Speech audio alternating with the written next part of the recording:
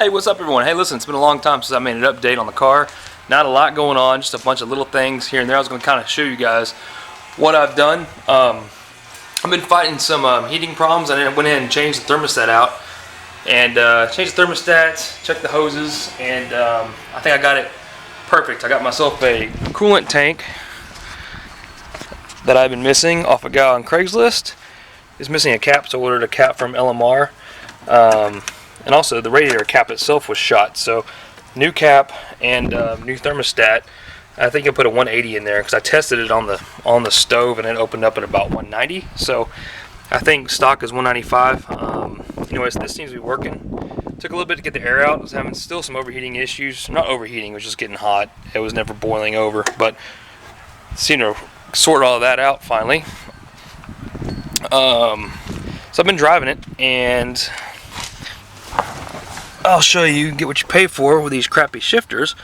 I had lost spring on this side, so moving the shifter this way had no spring to it at all. This way still had a bounce whenever I shifted, you know. Anyways, so I decided to come out here. Got some time off this Saturday to pull it apart, and this is what I found.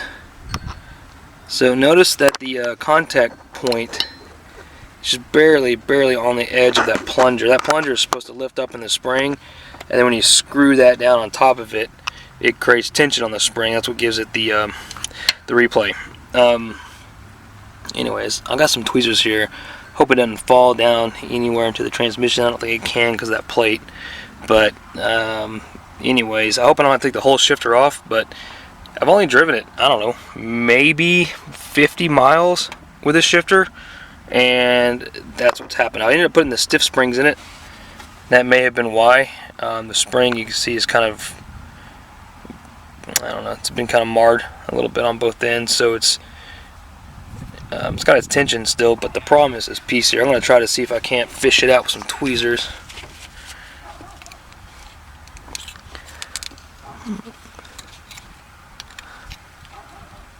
I'm actually going to have to put the phone down to do this.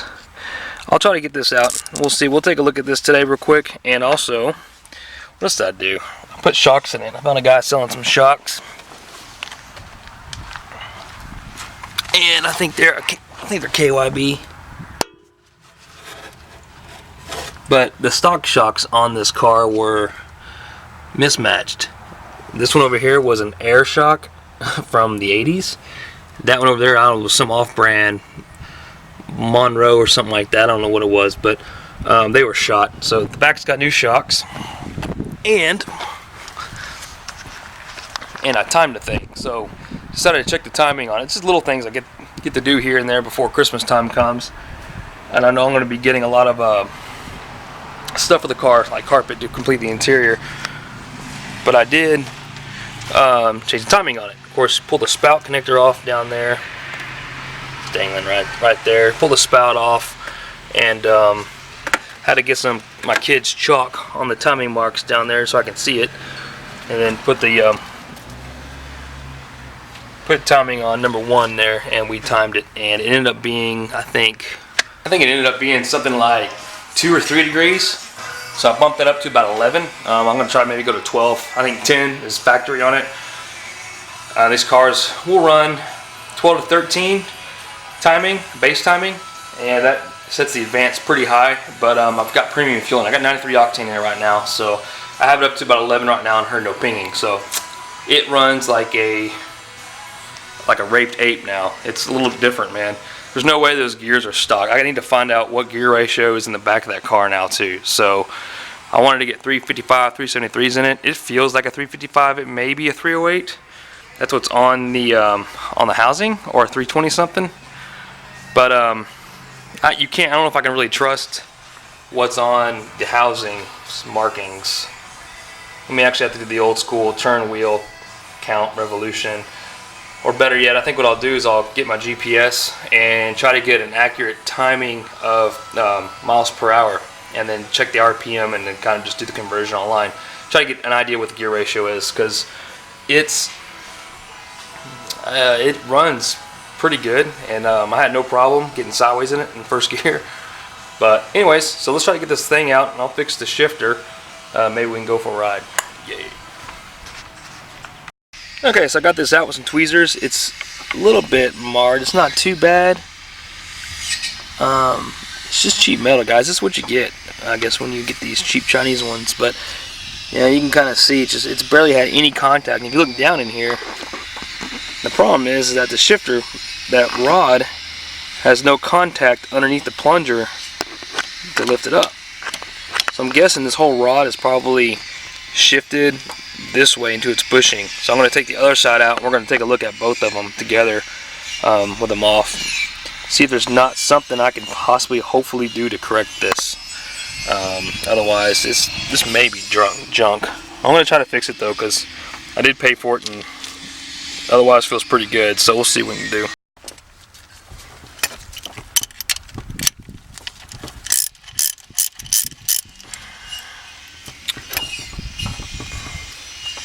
Okay, you gotta be super careful getting the springs out here.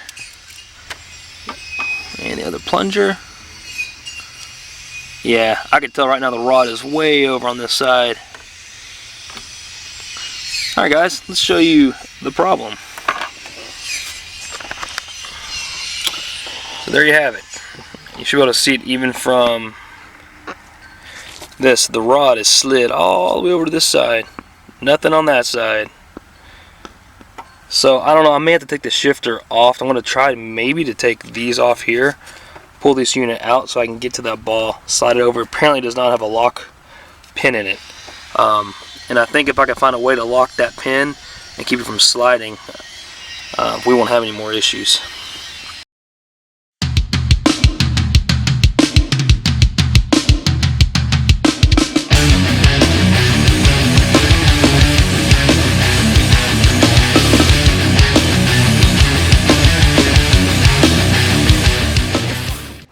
Okay, so with the Allen out, we can take this off like so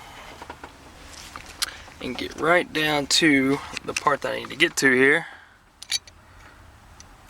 Yeah, of course I can't pull it all the way out because the ball's pulling up from the shifter.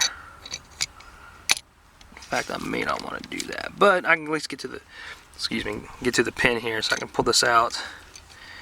You can see how it slides. So I don't know what they were thinking. I mean, this is going to slide. You know, where there's movement, it's going to happen.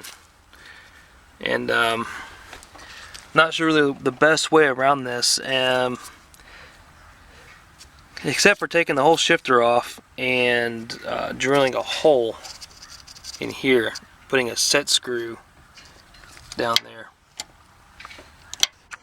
Okay, so I managed to get the shifter out and leave the bushing in there. The bushing was kind of popped up. I stuck a screwdriver down there and just kind of put pressure on the bushing, pulled up on this, and of course the ball came out. Now we can take this over to the bench with that pin and see if we can't permanently put this thing centered. Thank you, China. Okay, so this is my plan. I'm going to take a tiny drill bit here.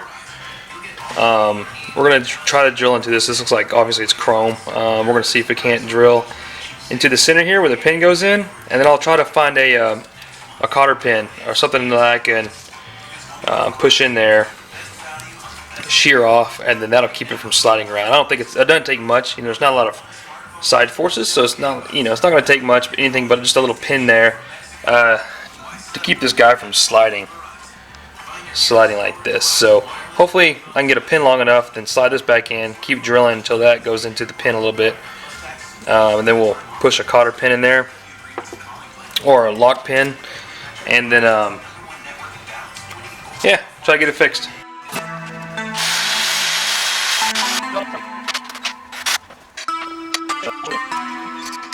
Black Beatles in the city, be back immediately, confiscate the monies.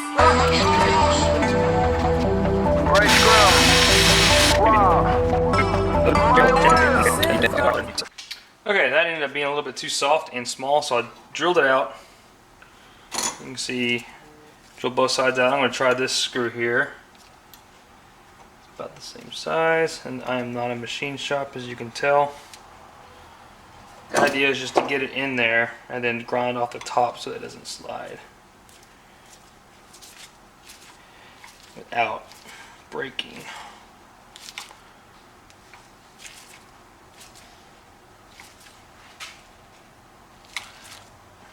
That's getting tight, man.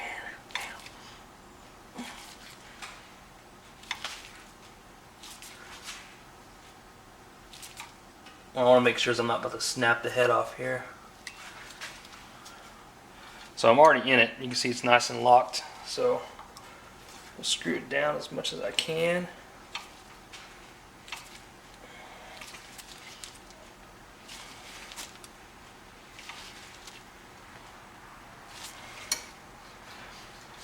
Alright, so that is the whole pin moving, man. You can see that's definitely accomplished what we were trying to do. Let me see if I can go a little bit more in it.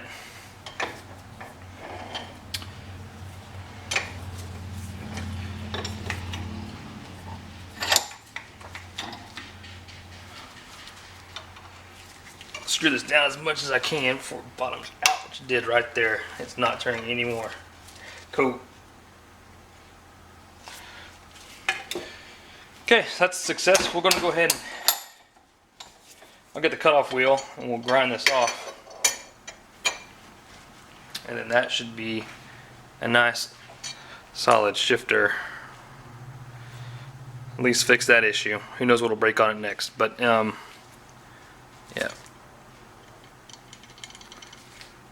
Alright.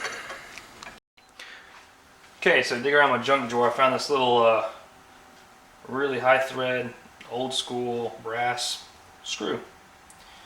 It's just slightly bigger than the hole. I'm hoping we could screw this in and then drive the top off. But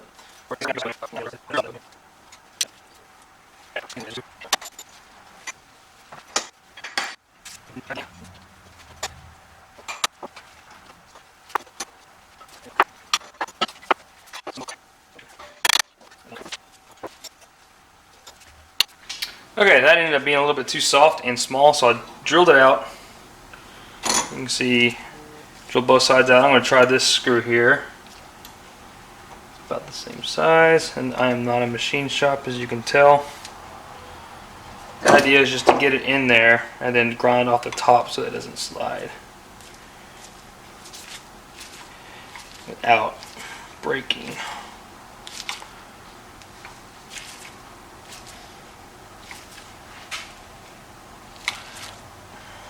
Getting tight, man.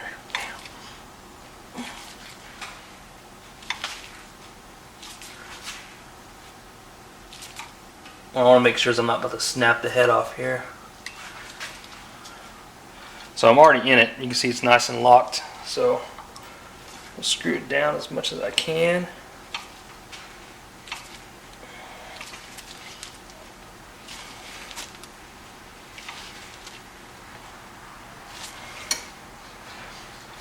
Alright, so that is the whole pin moving, man. You can see that's definitely accomplished what we were trying to do.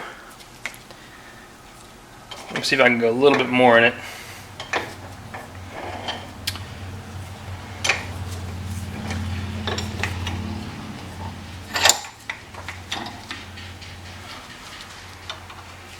Screw this down as much as I can before it bottoms out, which it did right there. It's not turning anymore. Cool. Okay, so that's a success. We're going to go ahead and I'll get the cutoff wheel and we'll grind this off. And then that should be a nice solid shifter. At least fix that issue. Who knows what'll break on it next, but yeah.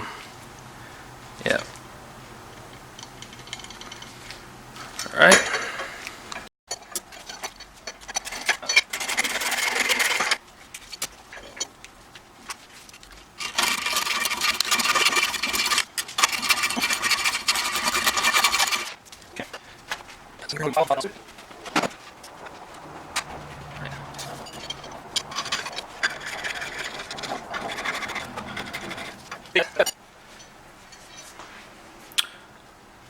So now it's solid. I'm going to put some more grease on it and we'll reassemble it. Go for a ride.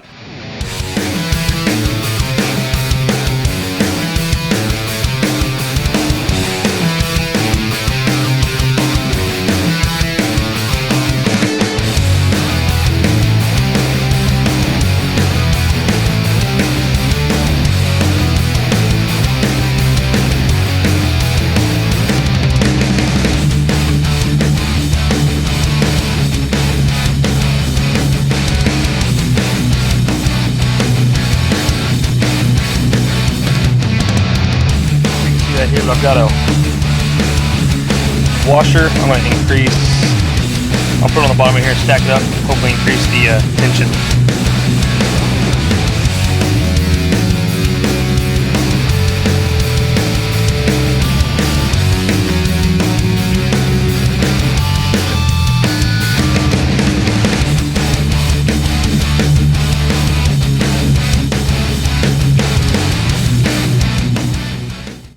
Okay, so we're going to go for a quick ride. Another thing I forgot to mention, I painted the mirrors black to match the headlight bezels. That's probably as far as I'm going to go with the black on it right now. Won't do the trim or anything just yet. I've been debating if I want to do these or not, but probably will just leave them the way it is for now and work on polishing out some of the paint. I did polish out a section here. At least attempt to. I need to get the door.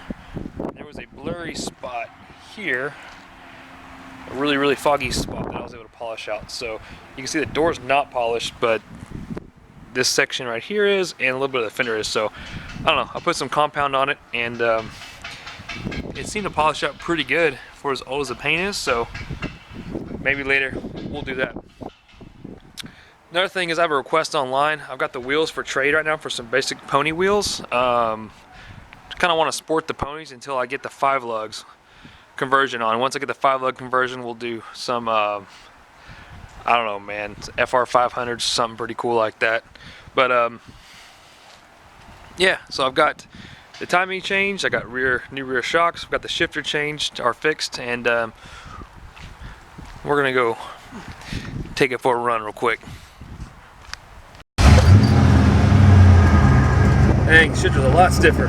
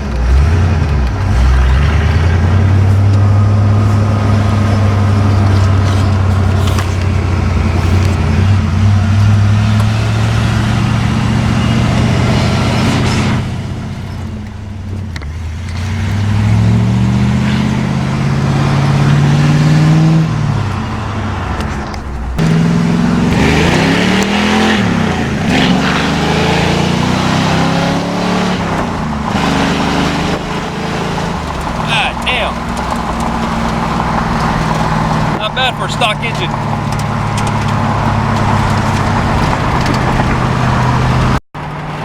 Definitely woke up a little bit. Seriously, gotta get rid of this rattle up here. Super annoying.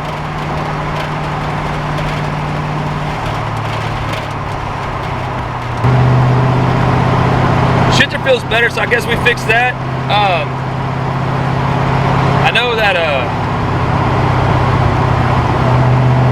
still some front end work needs to be done. I did align the front end myself the other day, the old school string method. So steering wheel is straight and it's tracking straight, so I can't complain about that. Overall, the car, you know, it drives good, man. I just need to get this sound material in here. So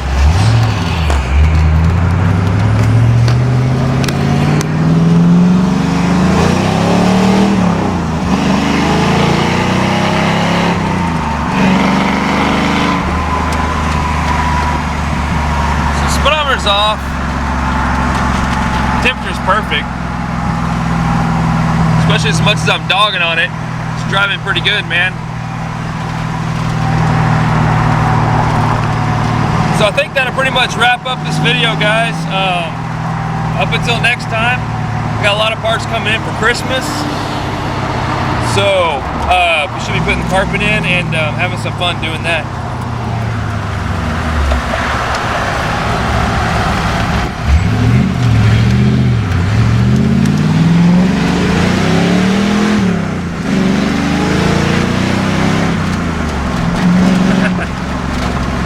I'm gonna get a ticket.